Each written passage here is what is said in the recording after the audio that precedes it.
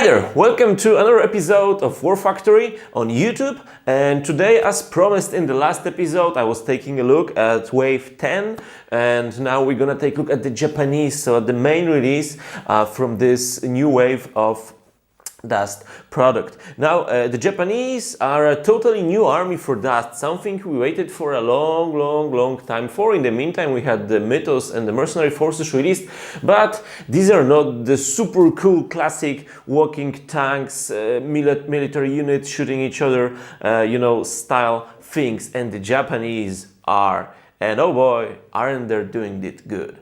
So, in this wave, we're gonna have a starter set, a walker unit with 2 armament options, and a squad of cadet girls. In the next wave, we're gonna have another walker with 2 more weapon options and a ninja squad that is available now only as part of the starter set. So this is how it looks for now, product-wise. Apart from telling you what I think about the units, I can also tell you a bit about my experiences with them, because I had the opportunity to play in 2 tournaments using the army of the Japanese forces, one in France and one in Germany, that were shortly after Essen this year. And for Essen, we received these superb nice premium models, which you are seeing here with me. And I had the ability to play the army and to see how it plays, the feel of it. Of course, I didn't have the whole spectrum of units. I couldn't, let's say, take 5 units of ninjas, but usually I took what you can see here on the table. So I took 1 of each walkers, I took the cadet squad, I took maybe I show you the miniatures a bit more, now it's better.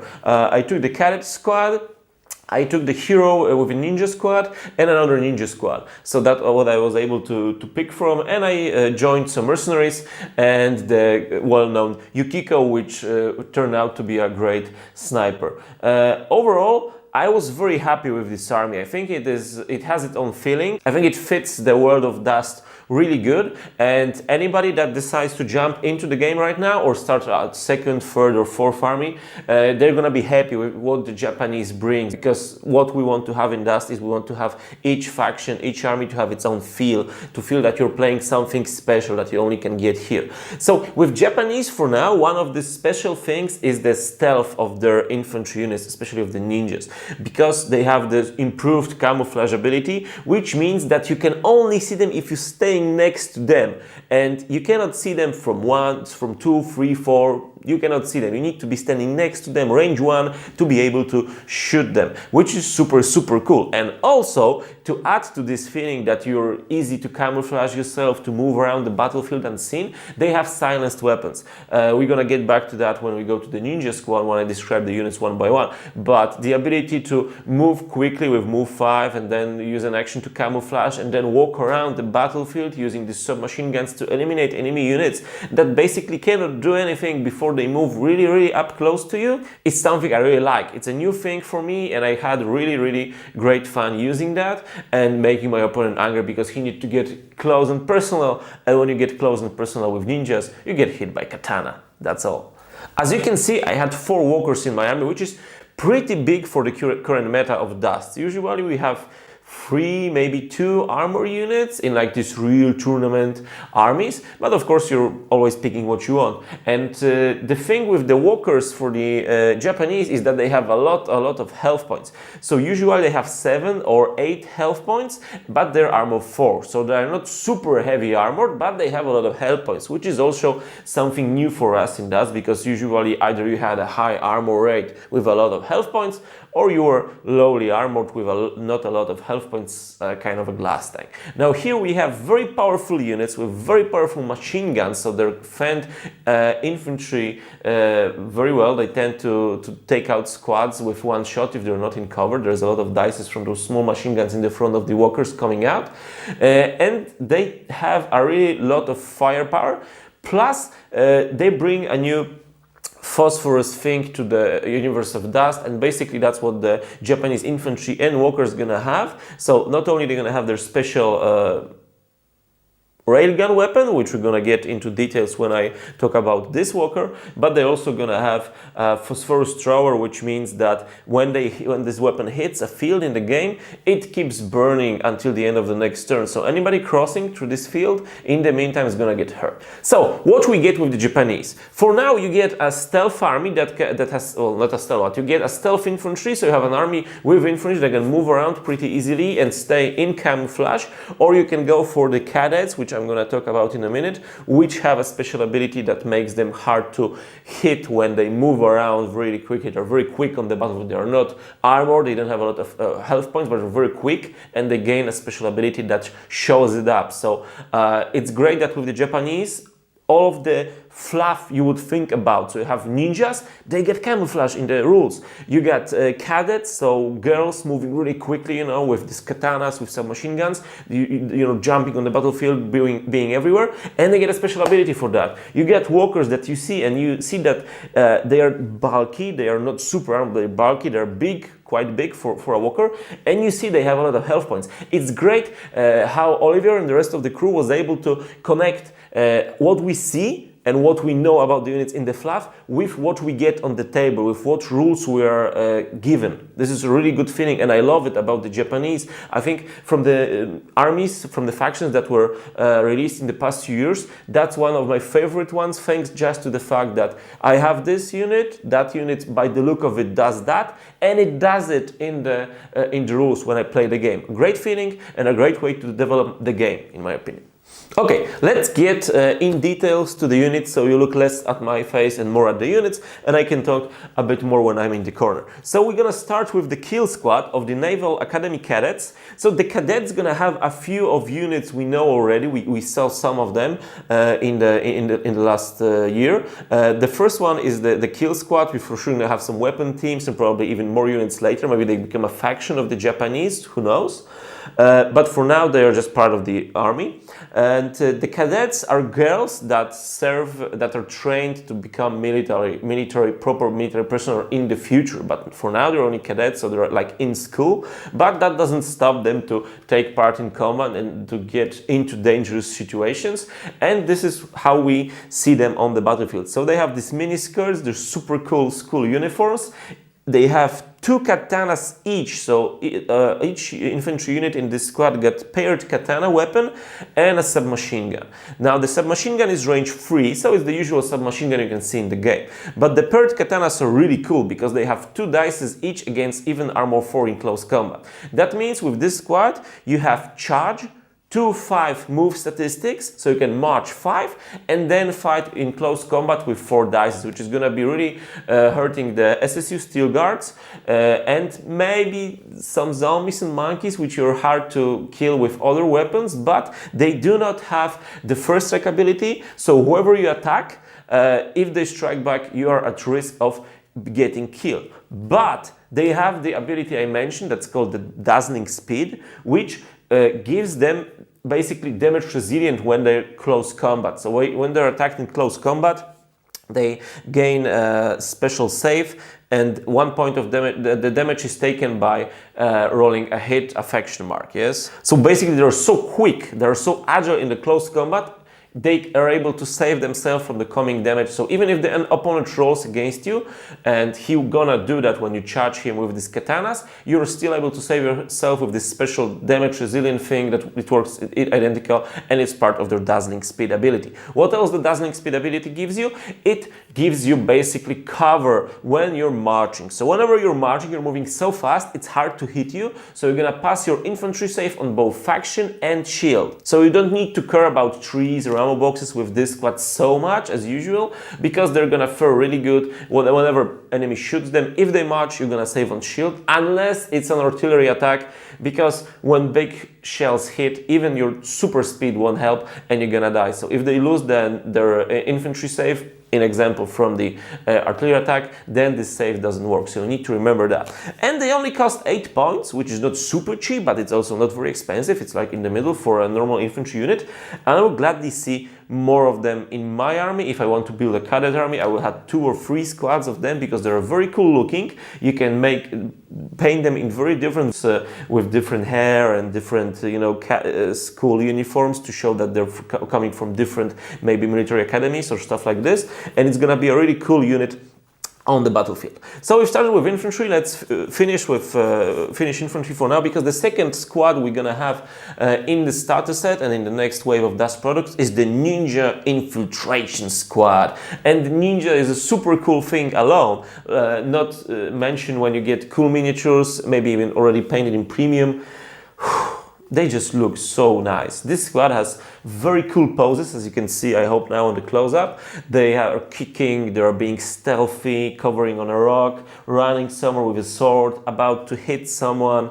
It's really cool poses for a squad. What's also a nice thing, that's when you buy this squad as a separate option from your local retailer or from War Factory, you get 6 miniatures inside, but the squad only has 5 health. That means you always only use 5 miniatures, but if you're using numerous copies of this squad, you can change some of the miniatures so they're not identical, so they are different on the battlefield, which I find really cool, and it's not a problem rules-wise because each miniature has the same weaponry. Now the weaponry, they have a light submachine gun, which only has a range of 2. So normal submachine gun is 3, so they have a range of 2, so it's not a lot of range. But this light submachine gun, as I mentioned, is stealth weapon, which means whenever you use it, you don't lose your camouflage. So you can keep this unit in camouflage, moving from cover to cover, from enemy to enemy, moving to, staying in camouflage and shooting those submachine guns, and the enemy just cannot see them because he only hears oh, pop, pop, pop, pop, and then bam, you're dead, sorry. So it's very effective. And if, as I mentioned, if they want to get close and personal, you always have your katanas. They are not as good as double katanas, the paired katanas that the kill squad from the Naval Academy cadets have, but still you get 2/2 against armor 1 and 2, and only 1 die against armor 3 and 4. But when facing usual infantry from most of the blocks, so the lightly armored units, you're gonna be good with these katanas, rolling 10 dice for the whole squad. Apart from the improved camouflage and the stealth weapons, they got scout. So at the beginning of the game you can move 5, take a nice position and then camouflage yourself, and they get a very cool ability. And I mentioned that these units, the way they were designed, the rule-wise, it gives the fluff also, it connects, and so you get ninjas. What do you think about when you think about ninjas? What comes to your mind?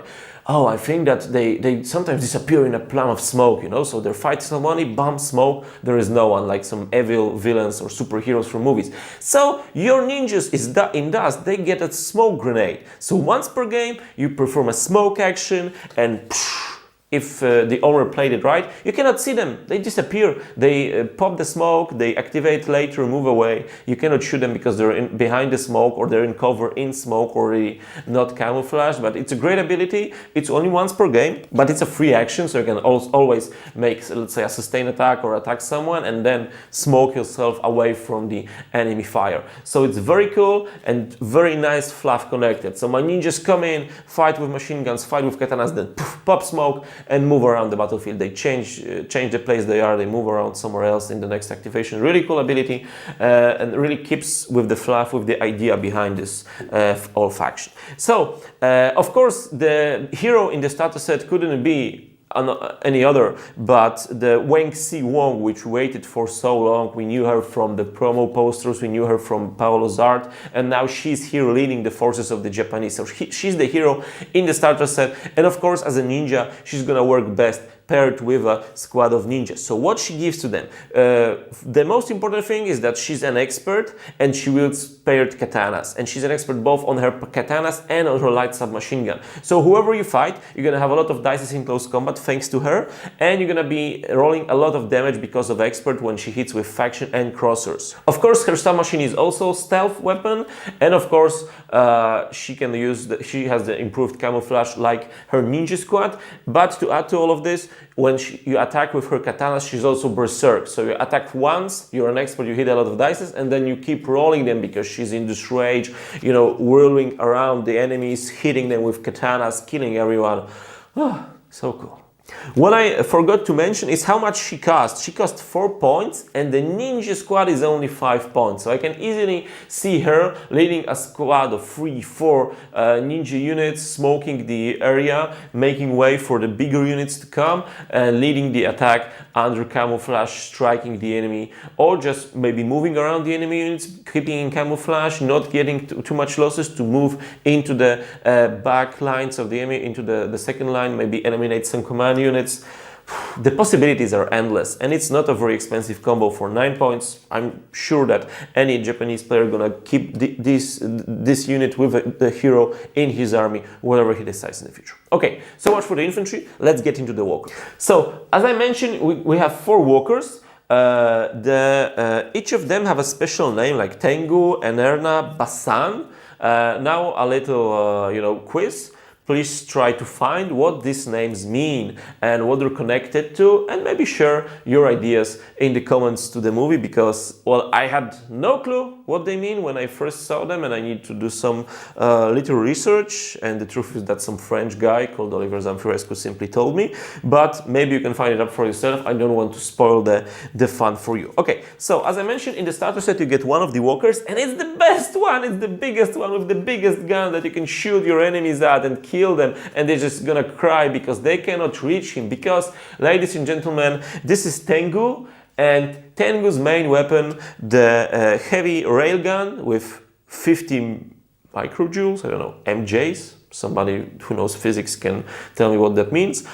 He's like all of the railguns, it's unlimited range, so I can keep it as far as from the enemy as I want. If I have the line of sight, I can shoot no matter where the enemy is. Super cool. Also, what is cool with the railgun weapons, they're really special, as usual, with the special block weapons. But what's given here? What do they give us? So not only they're unlimited, they also, when you hit vehicles, make the enemy roll 3 dice for critical hits. So you're gonna score probably statistically a half more of critical hits against enemy armor with this weapon. So if it won't kill it, and it should, because it's hell of a firepower, you're gonna have 1 more die for rolling the hits, and also it ignores all cover.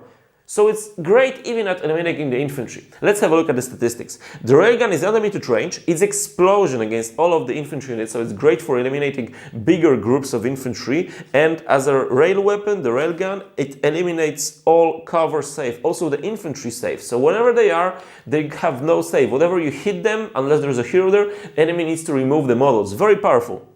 And against the armor, you have 2 dices, and these 2 dices each kills a unit up to armor 4. So he's very effective both against infantry and super effective against armor. Only the heaviest units or very bad rolls can save the enemy from armor from demise, from being destroyed. Apart from that, like all of the walkers, he get 2 machine guns. One of them is turret, a light machine gun with range 6, and a dual machine gun on the front. So with this Japanese walker, you're gonna have a lot of front weapons, so we need to remember about putting them in right space so the enemy won't encircle you. But when you have these infantry squads in the front, so apart from the main railgun, the small machine gun gives you normal, nothing super fancy, like a typical machine gun, so 6 against armor 2, 3 against armor 4, but the dual machine gun is super effective against light infantry, 12, 11 dices against the enemy infantry, lighter versions. This is super punishing for the enemy, and I really love how this will change the meta game, because now the players gonna need to think about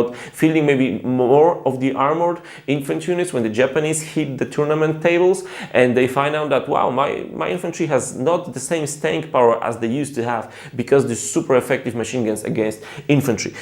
What's the drawback? Well, this beast costs 20 points, wow. So this starter set is a bit expensive point-wise compared to other starters, which is better because you get more points. It's easier to collect a 100-point army with the ninja starter set, but this walker is truly expensive, so you need to use it carefully. You need to make sure it pays back for it, killing 1, 2 enemy walkers, maybe 2 infantry squad. You need to be very careful with it and try to keep it safe, keep it healthy. In my tournament games, I tried to support it with Justin and Co, which were running around it, fixing it when it got hit, so I was sure that my 20 points invested into the army will pay back for itself. Now, the release for this wave we get with the Japanese starter set is a Genbu Bosson combination. So we get one box with one armor base with two separate weapons, which you can change whichever you want. Either you want to use the Bosson or Genbu. And let's start with Genbu because this is the simpler one.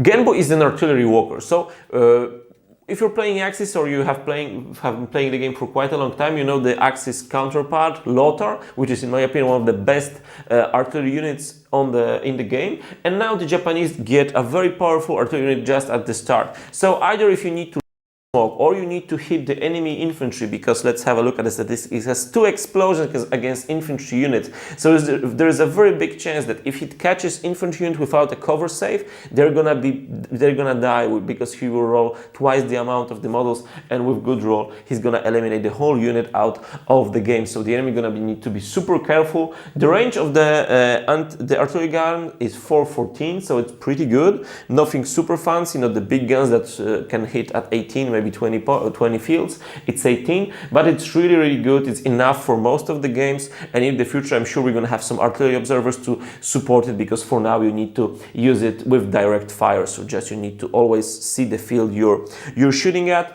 And what's good with this artillery piece is that it has this lot of health. So the Tengu had 8 health as a fighting walker that is in the front line. So Genbu has 1 health point less, because we know it's not a front line, it's gonna stay in the back usually, but can still survive a lot of punishment thanks to that fact. And it also has the 2 machine guns that's gonna help him fend off enemy attacks. The sad part is that you need to reload it after shooting, so it's not gonna shoot each turn with sustain, but you need to spend those actions to reload it. But it's a powerful addition to any army, and I would surely take it with any Japanese force just to support them, either with smoke or artillery fire. 16 points, it's not super cheap, because all of these Japanese walker, because of their abilities, machine guns, a lot of health points, they're gonna be expensive. The game needs to be balanced, of course, but for 16 points, I take it. Now his twin brother from the box, Bosson, it's a bit more complicated here. It's an assault walker. You need to get close and personal with this big thing, which is not always easy. We know how these assault walkers usually tend to get killed when they are on the way to the enemy by some long-range guns. But if Genbu can provide some smoke coverage, if you can be careful when moving in around the battlefield looking for cover, if it gets up close, then Bosson has a range 2 phosphorus thrower, which is like a flamethrower, but the fields that are hit by his main weapon, the phosphorus thrower, keep burning and keep hurting the enemy that crosses through them.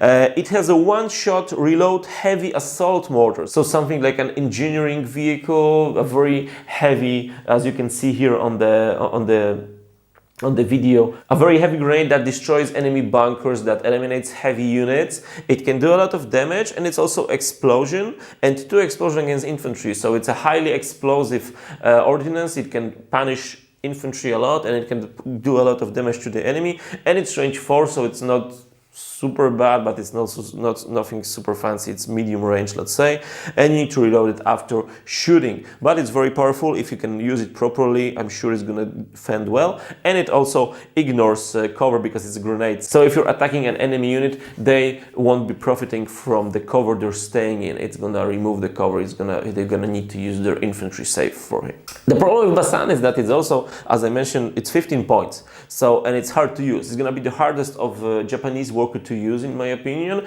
It has some powerful options, because apart from these 2 weapons I mentioned, it of course has the machine guns. So basically it's gonna be very good at eliminating enemy infantry, especially with the flamethrower, with the phosphorus thrower. It's gonna need to work a lot on the enemy walkers, especially with this heavy grenade he has, with the heavy assault mortar he has. But he can pay for himself, but you need to be careful. You need to move in close and keep an eye on the enemy anti-tank units, because it's job of the other support units from this army to keep them at bay at long range. He needs to get up and close and personal with the enemy and burn them, and then you're gonna be good. So sure, nice to use, but a bit tricky. And the last unit we're gonna see releasing probably in a box with Tengu at the beginning of the next year in January. It's the NAIR, which is the Japanese anti-aircraft walker. As we know, airplanes and helicopters can be a pain in the ass to force to fight against, and you need somebody to keep the skies clear. So when planning a tournament, when making a tournament army, you need to consider that somebody can bring helicopters, somebody can bring planes. You need to have some anti-aircraft units in your army, and this is the job of this walker, to fend them away, to hit them, because it has really good anti-aircraft guns. It's quite anti-aircraft guns with range 10. They're pretty good against infantry, as all anti-aircraft guns do tend to. So if you focus the machine guns and the anti-aircraft guns on one target, it's gonna make them roll a lot of dice. It's gonna have a lot of dice against them, but it shines best when hitting the enemy aircraft. 3/3 to armor 2.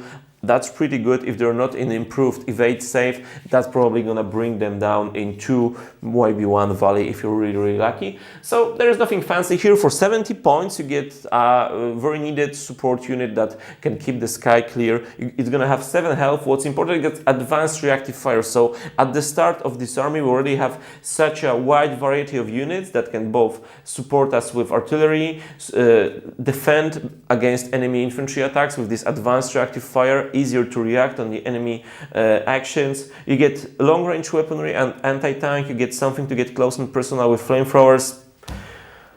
What else do we need? What else is gonna come in the future? I don't know, but it's for sure gonna be super good. Because so far the Japanese are looking really promising. I have high hopes to seeing them on the battlefields, because we have this 4 walkers that can do most of the roles, cover any of the angles.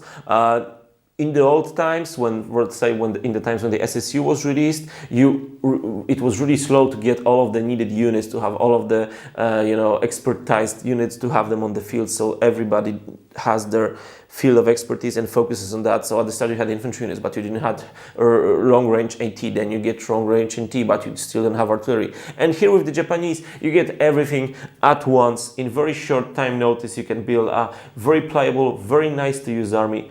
And well, that's all for me. My throat is already sore already. I talked a bit too much and it's getting messy, I think. So it's time to finish. That was my opinion, Japanese army. So a unique, very highly specialized strike force that's gonna be really nice on the battlefield. It's gonna fare good in tournaments. What's also very important, in the starter set, you get a pretty big booklet for the Japanese. It's not the usual, 2 pages, but I think it's almost 20 pages of history, of fluff of Japan, of their timeline. So you know why they are now fighting against the Axis, what happened, why they're a separate army in the World of Dust. And everything is explained there. You don't need to wait for a big book in the future. Everything is there. There is also a special platoon, of course, that you can use with the starter set, a ninja platoon, which is going to be super cool to use on the battlefield. But I won't spoil it now for you. You need to check it for yourself. And well, that's all, folks, for today. Thanks for watching, and I hope you're gonna grab yourself a small bit of Japanese army in the future for Dust. See you. Bye.